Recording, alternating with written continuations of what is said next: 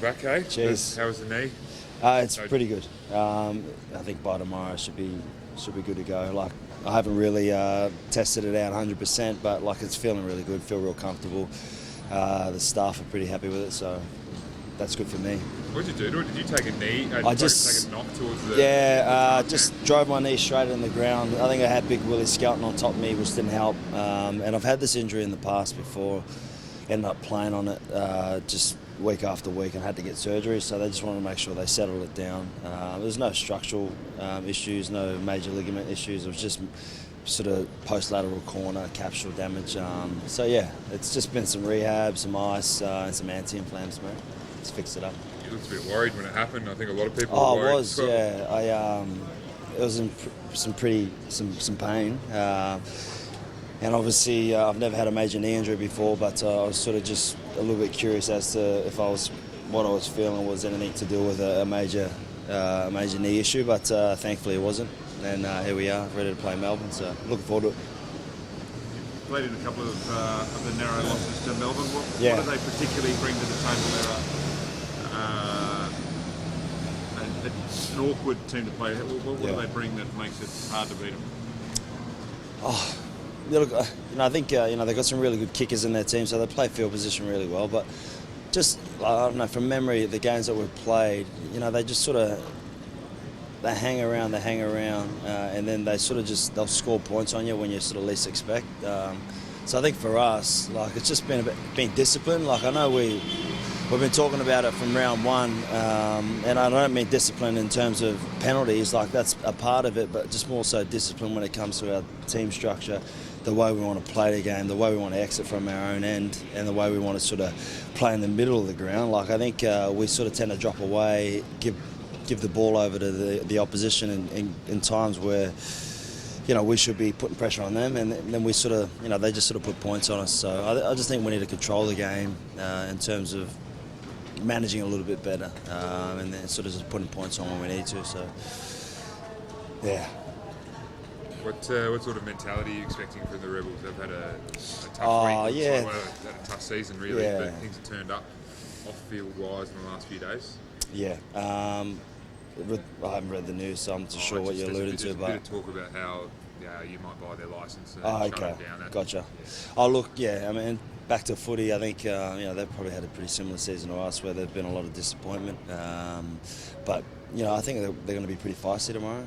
They play well at home. I know they have against us. I think it is a bit of an advantage for them playing down there. It's Queensland to Melbourne. The weather gets quite swirly inside the stadium there as well. So they really use that to their advantage, I believe. So they'll be up for the fight. It's be a good game. I think Sean McMahon's back on the bench. That'll probably guarantee they're pretty feisty. Yeah, definitely. He brings a lot of passion and power to their game. He's a tremendous player. So, look, he's definitely, if he's coming off the pine, he's going to be one to watch. But I think he's one of the emotional leaders as well. I know I've trained with him a little bit in the Wallabies, and he's a really passionate guy. So, no doubt that they'll feed off his energy. Just on the W. Sorry, go on, Jimmy. You go. Some of the two younger players have missed out this week, with Tuttle missing out and Parisi. Yeah. You've got some more experienced guys there. What sort of have been the pluses and minuses of having lots of young guys around there? I just think, as with youth, you get a lot of energy, but then you also you sort of get a little bit of inexperience as well. That's just the way it is. That's the way I was when I was young. And I think you see it consistently with young guys coming into the team, full of energy. They play well, and then sometimes they just drop off a little bit. But the selection, that's a coach's job. As players, we just want to go out there, put our best foot forward, no matter who's playing there, and just try and get a win. So I think that the team that's been selected, obviously, Stylesy believes that's the best team to get the job done this weekend. Have you seen anything different in Nick Frisbee the last week or two? Has he up a little bit? Look, I've seen a different Nick probably over the last month. He probably hasn't been getting the starting job, which he'd love to have, but his energy around training has been fantastic. he's been, obviously in a bit of a tough spot this year for the majority of the start of the year. But as I said, over the last month, I've really seen a change in his attitude and just the way he's been going about his football. So I look forward to, seeing him run around at the base of the ruck tomorrow night. Mate, what did you make of the talk the last few days about how Waratahs or ARU or someone should really go after Cooper Cronk, given he's moving to Sydney next year? You might have an interesting perspective on that sort of chat. He's obviously a great player, but it he is. Takes a while to get your head around the game, though, when you change over. Yeah, it sure does. And, I think, he's a tremendous player. Like, I'm not too sure. Mum told me about that last night, and my ears pricked up because I've played with Cooper before. I understand how great he is in rugby league.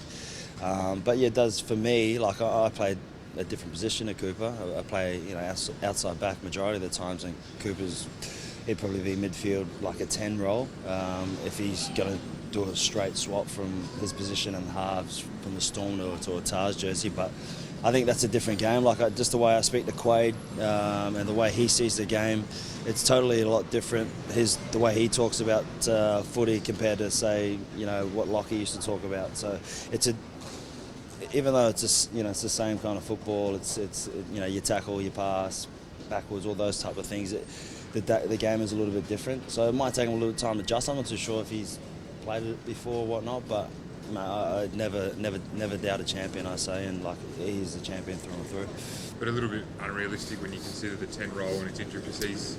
Maybe, like, if he's going to swap into that. I'm not going to say unrealistic, because I think anything is possible if you put your mind to it. But yeah, that's it. Yeah, all good.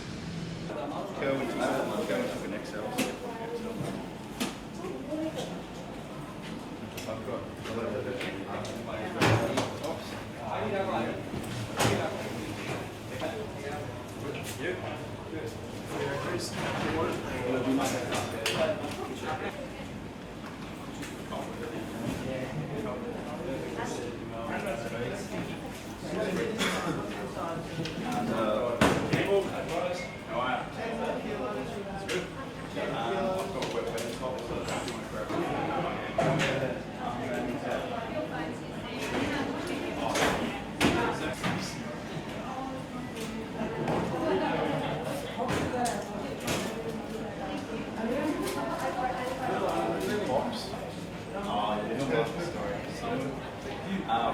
tops.